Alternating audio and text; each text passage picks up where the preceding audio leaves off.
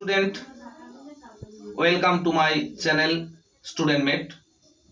আমি এর আগের ভিডিওতে টেন্স সম্পর্কে আগের যে ভিডিওটা করেছিলাম সেটাতে দেখিয়েছিলাম যে প্রেজেন্ট ইনডিফিনিট টেন্স কোন কোন চারটা জায়গাতে বা কোন কোন চারটা ক্ষেত্রে অ্যাপ্লাই করা যায়।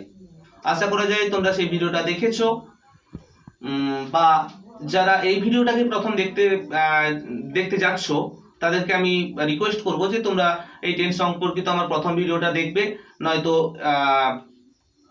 এই যে প্রেজেন্ট ইনডিফিনিট টেন্সের ব্যাপারটা পুরোপুরি ক্লিয়ার হবে না। তো আজকে আমি আলোচনা করব তারই পরের অংশটা, অর্থাৎ প্রেজেন্ট ইনডিফিনিট টেন্সে কিভাবে আমরা ইংরেজি লিখব বা প্রেজেন্ট ইনডিফিনিট টেন্সে লিখতে গেলে তার গঠন শৈলীটা কেমন হবে, তার যে রুলস আমাদেরকে কিছু মেনটেন করতে হবে সেই বিষয়টা নিয়ে আমি আলোচনা করব। তাহলে দেখা যাক। তাহলে আমরা বুঝতে পারলাম যে কোন একটা সেন্টেন্স বাংলাতে ধরো দেয়া রয়েছে, সেটা আমরা দেখে বুঝতে পারলাম যে না, এটাতে আমরা প্রেজেন্ট ইনডিফিনিট টেন্স অ্যাপ্লাই করতে পারবো। তো যখন এই বিষয়ে আমরা একবারে গ্যারান্টেড হয়ে গেলাম যে আমরা ওখানে প্রেজেন্ট ইনডিফিনিট টেন্সটা ব্যবহার করতে পারবো, তখন ব্যবহার করার জন্য আমাদেরকে কি কি করতে হবে বা কিভাবে ব্যবহার করব, তার রুলসটা কি, গঠন শৈলীটা কি। তাহলে প্রেজেন্ট ইনডিফিনিট টেন্সের ক্ষেত্রে আমি উপরটাতে লিখে রাখলাম প্রেজেন্ট ইনডিফিনিট এর ক্ষেত্রে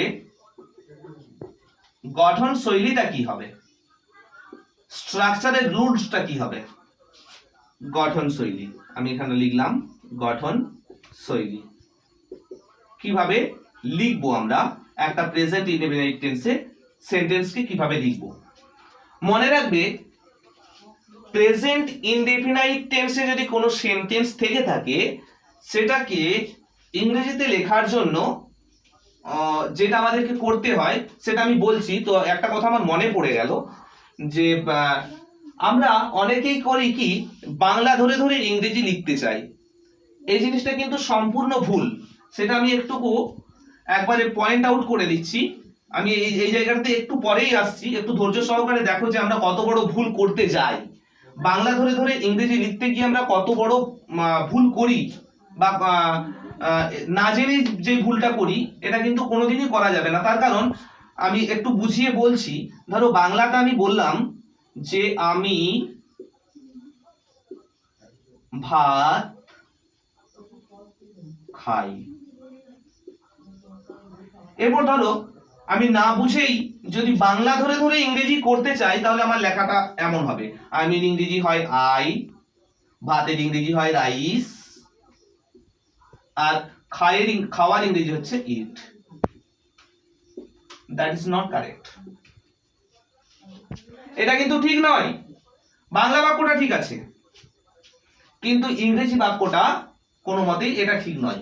তার কারণ এটা যে একটা অ্যাগ্রিমেন্ট থাকে, একটা যে প্রপার অর্ডার থাকে ইংরেজি সেন্টেন্সে, সেই অর্ডারটা কিন্তু এখানে মেনটেন করা হচ্ছে না। বাংলা ধরে ধরে যদি আমি ইংরেজি লিখতে যাই, তাহলে কিন্তু ওই ইংরেজি সেন্টেন্সের যে অর্ডার, যে অ্যাগ্রিমেন্ট, সেটা কিন্তু ফুলফিল হবে না, যার জন্য তোমার লেখা ইংরেজি সেন্টেন্সটি অবভিয়াসলি ভুল হবে। তো আমি এখানে বলে রাখি, এখানে দেখো আমি যারা আমার ভয়েস চেঞ্জ ভিডিওটা দেখেছো তারা হয়তো বুঝতে পারবে। আমি বলেছিলাম প্রথমে ক্রিয়াপদকে খুঁজে বার করাতে হয়। আমি সাবজেক্ট ভার্ব অবজেক্ট ভাগ করে দেখিয়ে দিচ্ছি একবারে জিনিসটা। প্রথমে ক্রিয়াপদকে বার করাতে হয়। ক্রিয়াপদ মানে কাজ করা, তার মানে এখানে আমাদের খাইটা হচ্ছে ক্রিয়াপদ, মানে যেটাকে ইংরেজিতে বলে ভি। আচ্ছা, এটা হলো আমাদের ভার্ব, তাই তো। এরপর আমি একে কে বা কারা দিয়ে প্রশ্ন করি, কে খায়, উত্তর আসবে আমি, তার মানে এটা হয়ে গেল আমাদের সাবজেক্ট, বাংলাতে বলা হয় কর্তা। আর বাকি যেটা পড়ে রইলো সেটা হচ্ছে অবজেক্ট, ভার্বটা অবজেক্ট। তাহলে এখানে বাংলা সেন্টেন্সের সাবজেক্ট ভার্ব অবজেক্ট এর যে অ্যাগ্রিমেন্ট, এই যে অর্ডার, সেটা হচ্ছে S plus O plus D. আমি এখানে লিখলাম S plus O plus D. এটা কিন্তু বাংলা একটা সঠিক বাক্য, এটাতে কিন্তু গঠনগত কোনো ভুল নেই। কিন্তু এটার সঠিক ইংরেজিটা, আমি ভাত খাই এর সঠিক ইংরেজিটা আমি এখানে লিখছি আই ইট রাইস। এটা হচ্ছে আমাদের সঠিক ইংরেজি। তাহলে এখানে দেখো ইটটা হচ্ছে খাওয়া, তার মানে এটা ভার্ব। কে খাই, উত্তর আসবে আমি, তার মানে এটা হয়ে গেল সাবজেক্ট, আর এটা হয়ে গেল অবজেক্ট। তাহলে একটু ভালো করে চোখ রেখে দেখো যে বাংলা বাক্যে অ্যাগ্রিমেন্টটা কি ছিল, অর্ডারটা কি ছিল, আর ইংরেজি বাক্যে অর্ডারটা কি আছে। বাংলা বাক্যে আমি দেখতে পাচ্ছি S plus O plus V, subject object verb, মানে বাংলাতে যদি বলতে চাই কর্তা কর্ম ক্রিয়া। আর ইংরেজিটা দেখো কিন্তু একবারে পুরো অদল বদল। এখানে অ্যাগ্রিমেন্টে কিন্তু আগেই সাবজেক্ট বসাবে, তারপরে ভার্ব, তারপরেই অবজেক্ট। তাহলে আমরা এই জিনিসটা বুঝতে পারছি যে যদি আমরা বাংলা ধরে ধরে ইংরেজি লিখতে যাই তাহলে কিন্তু সেটা কোনোদিন সঠিক ইংরেজি হবে না। যার জন্য আমাদেরকে এই রুলস গুলো ফলো করতে হবে, এই রুলস গুলো জানতে হবে প্রপারলি ভাবে। চলো আমি চলে যাচ্ছি সেই প্রেজেন্ট ইনডিফিনিট টেন্সের গঠন শৈলীতে। এর গঠন শৈলীর যে নিয়মটা হয় সেটা আমি একটু বলার চেষ্টা করছি।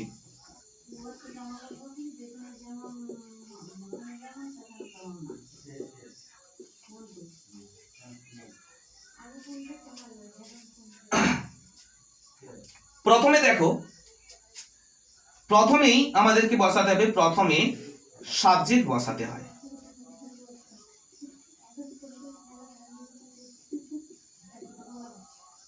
প্রথমে সাবজেক্ট বসাতে হয়। তাহলে প্রেজেন্ট ইনডিফিনিট টেন্সে আমি যদি কোনো একটা সেন্টেন্স লিখতে চাই তাহলে আমাকে প্রথম যে রুলসটা মেইনটেইন করতে হবে সেটা প্রথমেই সাবজেক্টটাকে বসাতে হবে। মানে যে কাজটা হবে সেই কাজটা করবে কে, যে করবে সেই সাবজেক্ট, তাহলে সেই সাবজেক্ট অংশটাকে বসাতে হবে আগে। তারপর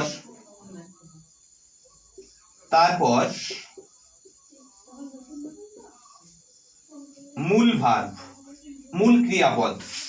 আমি যেহেতু ইংরেজি তাহলে আমি বাংলাটা লিখছি না, তারপর আমি ইংরেজিতেই বলছি main verb if present form বসাতে হয়। তারপর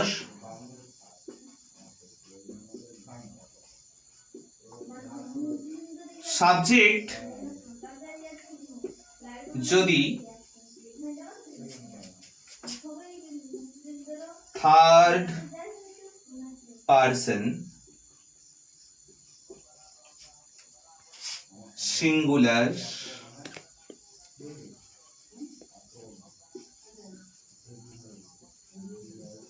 নাম্বার এ থাকে তবে ভার্বের শেষে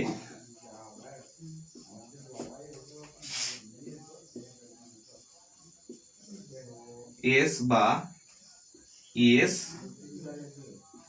বসাতে হয়।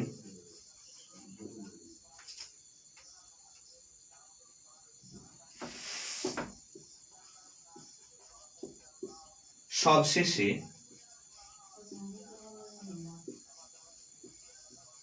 অবজেক্ট বসাতে হয়।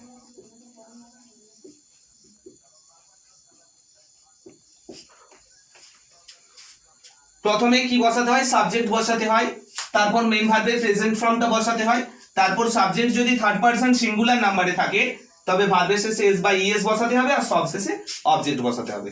তো এই লাইনগুলো তো তোমরা যে কোনো বই খুললেই পেয়ে যাবে, তাহলে তোমরা ভিডিওটা কেন দেখবে?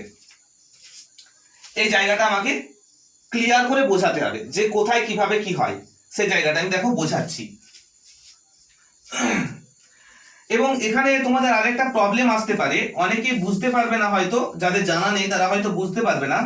এই যে আন্ডারলাইন করা জায়গাটা থার্ড পারসন সিঙ্গুলার নাম্বারে থাকে, বা থার্ড পারসন সিঙ্গুলার নাম্বারটা কি, যদি না জানা থাকে তাহলে অবশ্যই কমেন্ট করবে। আমি অন্য কোনো ভিডিওতে এই সম্পর্কিত মানে পার্সন এবং নাম্বার সংক্রান্ত কোনো একটা ভিডিওতে আপলোড করার চেষ্টা করব। যদি তোমাদের আগ্রহ থাকে তাহলে আমি আগ্রহ দেখাবো। এই ভিডিওতে তো আর বলা যাবে না, এটা যেহেতু টেন্স সংক্রান্ত ভিডিও, এখানে আলোচনা করা সম্ভব নয়। তাহলে এই জায়গাটা অসুবিধা থাকতে পারে, হয়তো অনেকের মনে প্রশ্ন থাকতে পারে যে থার্ড পারসন সিঙ্গুলার নাম্বার ব্যাপারটা কি, তাহলে তো আমি সেই জায়গাতে বলে দেবো, এখানেও কিছুটা বলবো, কিন্তু ইন ডিটেলসে গভীরে গিয়ে বলা হবে না। যাই হোক, এই জায়গাটাকে আমি এবার ক্লিয়ার করছি। প্রথমে সাবজেক্ট বসাতে হয়, তারপর মেন ভার্বের প্রেজেন্ট ফর্ম বসাতে হয়, তারপর সাবজেক্ট যদি থার্ড পারসন সিঙ্গুলার নাম্বারে থাকে তবে ভার্বের শেষে এস বা ইএস বসাতে হয়, আর সবশেষে অবজেক্ট বসাতে হয়। এইটুকু অংশ তোমরা মনে রাখো। এরপর আমি যখন প্রয়োগ করব তখন আমি ইন ডিটেলস সব কিছু জিনিসটা ভেঙে ভেঙে বলছি। তাহলে আমি উদাহরণের দিকে যাচ্ছি।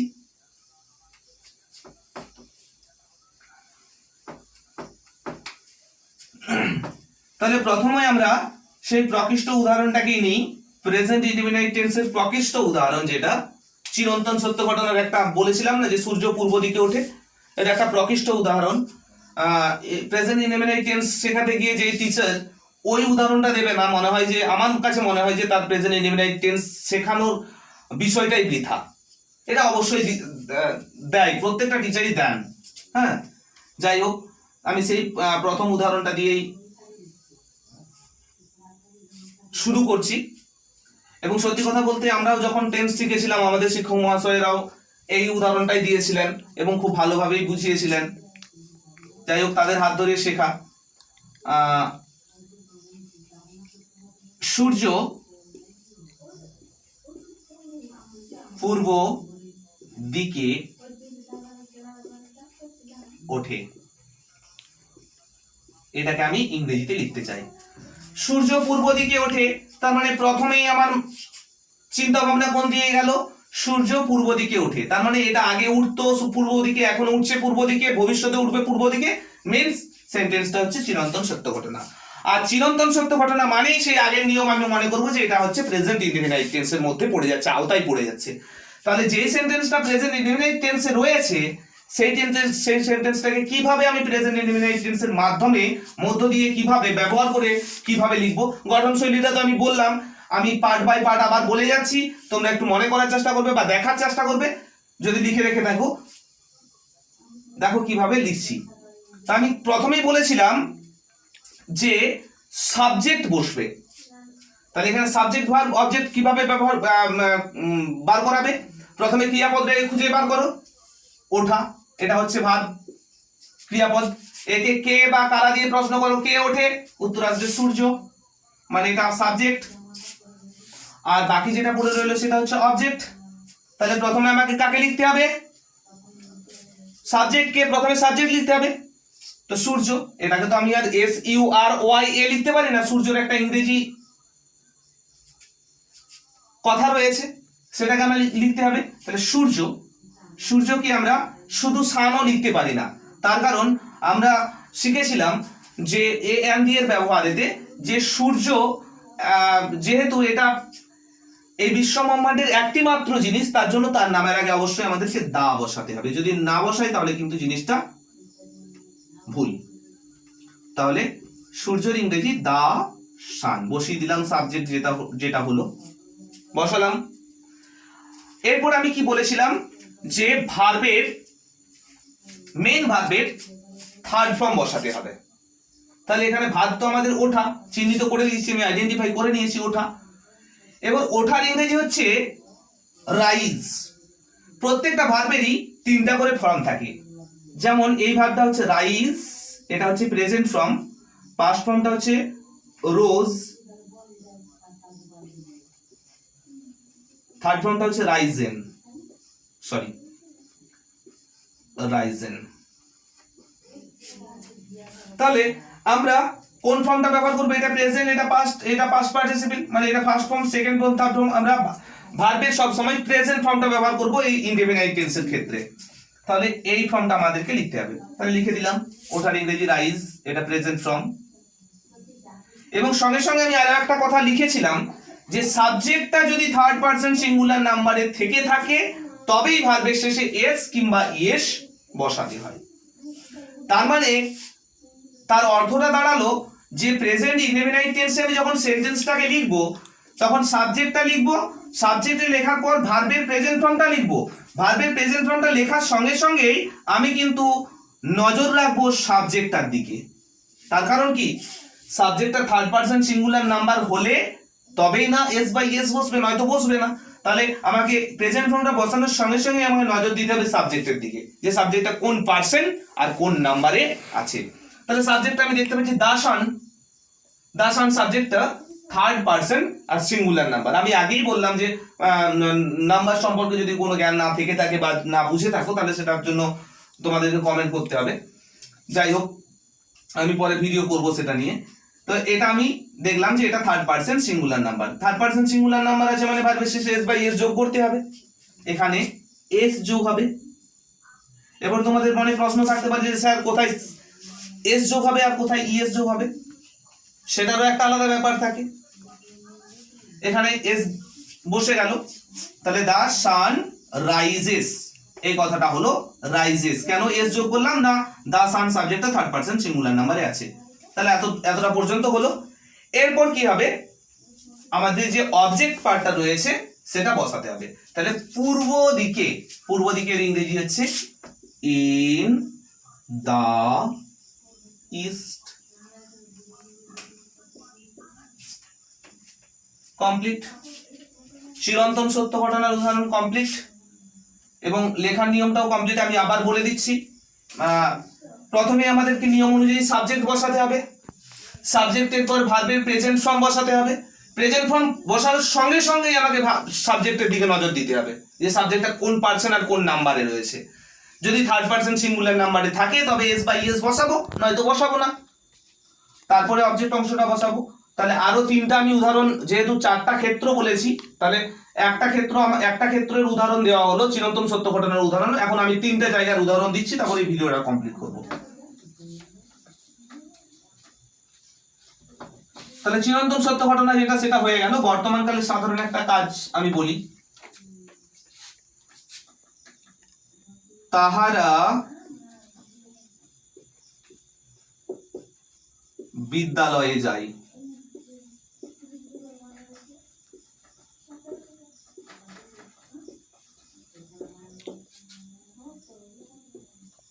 এটাকে আমরা ইংরেজিতে লিখবো। তাহলে তাহারা বিদ্যালয়ে যায়, এটা বর্তমানকালে একটা সাধারণ কাজ। তাহলে এটাও প্রেজেন্ট ইনডেফিনিট টেন্স।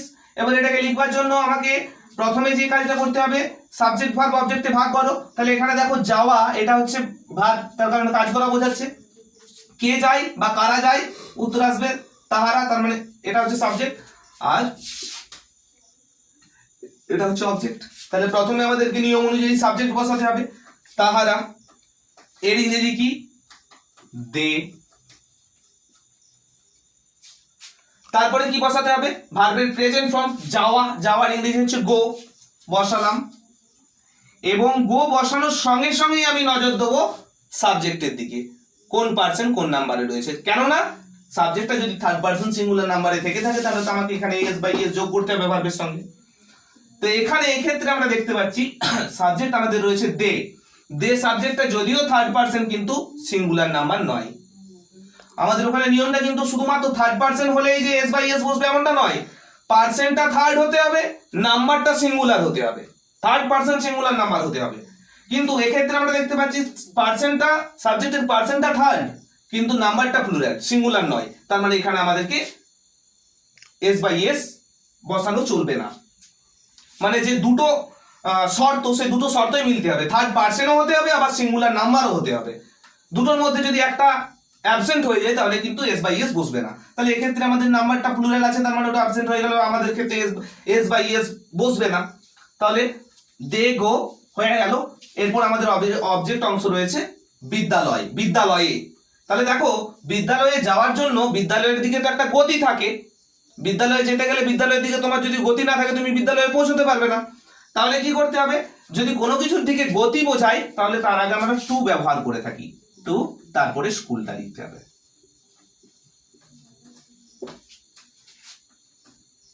ওকে, দেখো এখানটাতে আমি আরেকবারটি বলে দিচ্ছি, তাহারার জায়গায় ধরো এই তাহারাটা না থেকে যদি আমাদের এরকম থাকতো যে সে বিদ্যালয়ে যায়, তাহলে কি হতো, এটা তাহারা বিদ্যালয়ে যায় ইংরেজি হয়েছে, কিন্তু যদি লেখা থাকতো সে বিদ্যালয়ে যায় তাহলে সেক্ষেত্রে কি হতো দেখো, তাহলে সেক্ষেত্রে সাবজেক্ট আমাদের সে হয়ে যেত। সে এর ইংরেজি হচ্ছে হি, ছেলে বোঝাতে, আর মেয়ে বোঝাতে সি, দুটোর মধ্যে একটা ব্যবহার করতেই পারো। যাই হোক, হি অথবা সি লিখলাম। এবার ভার্বের প্রেজেন্ট ফর্ম গো ব্যবহার করো, গো ব্যবহার করার পর ভার্ব বসানোর পর দেখো সাবজেক্টটা থার্ড পারসন আর হি সি একজনকে বোঝাচ্ছে, সিঙ্গুলার নাম্বার, মানে এখানে দেখো দুটো শর্তই কমপ্লিট হয়ে যাচ্ছে, পার্সনটাও থার্ড, নাম্বারটাও সিঙ্গুলার, তার মানে এখানে তো এস বাই এস যোগ করতে হবে, এক্ষেত্রে ইএস আসবে, গোজ, তারপরে একটু স্কুল হয়ে যাবে। পার্থক্যটা নিশ্চয়ই বুঝতে পারছো, আশা করা যায়। ব্যাস, এই উদাহরণটাও গেল। এরপরে আমি বলেছিলাম অভ্যাসগত কাজ, বর্তমান কালের অভ্যাসগত কাজ, আমি যে উদাহরণটা দিয়েছিলাম সেটাই লিখবো ইংরেজিতে। সে প্রতি রাত্রিতে রুটি খায়, সে প্রতি রাত্রিতে রুটি খায়। তাহলে খাওয়াটা হচ্ছে ভার্ব, কে খায়, উত্তর আসবে সে, সাবজেক্ট, আর প্রতি রাত্রিতে রুটি এই অংশটা হচ্ছে অবজেক্ট। তাহলে প্রথমে আমাদেরকে সাবজেক্ট বসাতে হয়, সে, সে এর ইংরেজি হি অর সি, দুটোর মধ্যে একটা ব্যবহার করতে পারো, আমি দুটোই লিখলাম অর দিয়ে, হি অর সি। এরপর ভার্বের প্রেজেন্ট ফর্ম বসাতে হয়, খাওয়া, খাওয়ার ইংরেজি ইট। এটা প্রেজেন্ট ফর্ম বসানোর সাথে সাথে আমি নজর দেবো সাবজেক্টের দিকে, সাবজেক্টটা কোন পার্সন কোন নাম্বারে রয়েছে, আমি দেখতে পাচ্ছি থার্ড পার্সন সিঙ্গুলার নাম্বার, তার মানে এস বাই এস যোগ করতে হবে, এখানে এস যোগ হয়ে গেল। এবারে দেখো কি খাই, রুটি,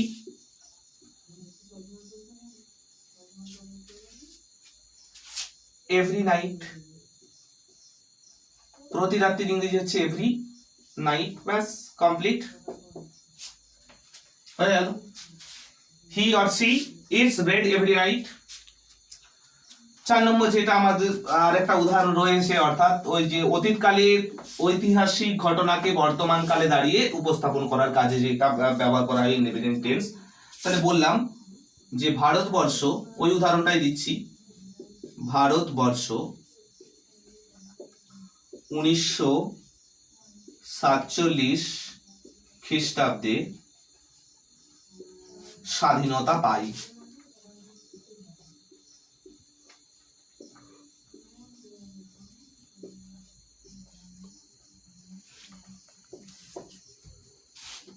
তাহলে এখানে দেখো ক্রিয়াপদটা হচ্ছে পাওয়া, পাই, তাহলে এটা ভার্ব, কে পাই, উত্তর আসবে ভারতবর্ষ সাবজেক্ট, বাকি যেটা রইলো সেটা অবজেক্ট। তাহলে প্রথমে সাবজেক্ট বসাতে হবে আমাদের রুলস অনুযায়ী। তাহলে ভারতবর্ষের ইংরেজি কি, ইন্ডিয়া। এরপর সাবজেক্টের পর ভার্বের প্রেজেন্ট ফর্ম বসাতে হবে, পাওয়ার ইংরেজি কি, গেট, প্রেজেন্ট ফর্মটা হচ্ছে গেট। এবার এটা বসানোর পরে সঙ্গে সঙ্গে আমি দেখবো সাবজেক্টটা কোন পার্সন কোন নাম্বারে রয়েছে, অবশ্যই এটা থার্ড পার্সন সিঙ্গুলার নাম্বার, যার জন্য ভার্বের শেষে এস বাই এস যোগ হয়ে যাবে, ইন্ডিয়া গেটস। এবার কি পাই, স্বাধীনতা, ফ্রিডম। কত খ্রিস্টাব্দে, আমরা জানি সালের আগে ইন বসে, ইন 1947, তাহলে হয়ে গেল ইন্ডিয়া গেটস ফ্রিডম ইন 1947। যদি আমার বোঝানো ভালো লেগে থাকে অবশ্যই চ্যানেলটিকে সাবস্ক্রাইব করবে এবং আমাকে এইরকমই নতুন নতুন ভিডিও করার জন্য অনুপ্রাণিত করবে। Thank you.